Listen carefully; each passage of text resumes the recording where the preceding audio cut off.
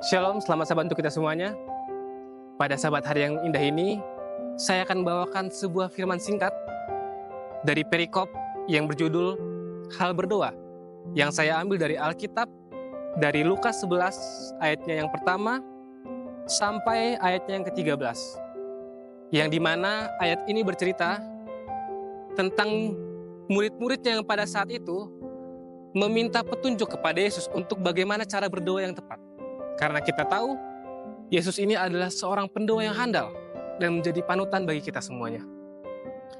Dan pada saat itu Yesus mengatakan, beginilah doanya. Apabila kamu berdoa, katakanlah, Bapa, dikuduskanlah namamu, datanglah kerajaanmu, berikanlah kami setiap hari makanan kami yang secukupnya, dan ampunilah kami.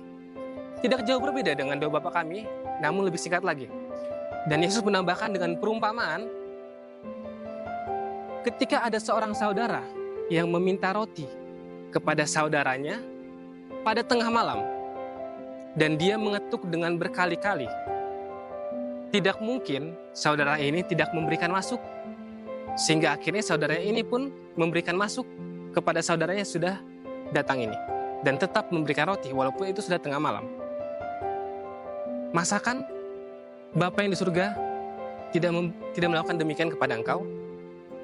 Dan ayat yang sudah sering kali kita dengar dari Lukas 11 ayat yang ke-9 sampai 10 mengatakan demikian, oleh karena itu aku berkata kepadamu, mintalah maka akan diberikan kepadamu, carilah maka kamu akan mendapat, ketoklah maka pintu akan dibukakan bagimu. Karena setiap orang yang meminta menerima, dan setiap orang yang mencari mendapat, dan setiap orang yang mengetok baginya pintu dibukakan. Seringkali kita menggunakan ayat ini untuk memotivasi kita untuk lebih sering lagi berdoa ketika kita mempunyai sebuah permintaan. Namun, ketika saya membaca buku dari seorang pendahulu Kristen kita, yaitu adalah Ellen G. White, yang berjudul bukunya Christ Object Lesson, di mana dia mengatakan bahwa ini bukan hanyalah sekedar doa, tetapi ayat ini menekankan kepada kita bahwa dengan seringnya kita berdoa, itu akan mendekatkan kita lebih lagi kepada Tuhan. Dengan seringnya kita berkomunikasi dengan Dia, itu akan membuat kita lebih mengerti lagi apa yang Tuhan inginkan. Sehingga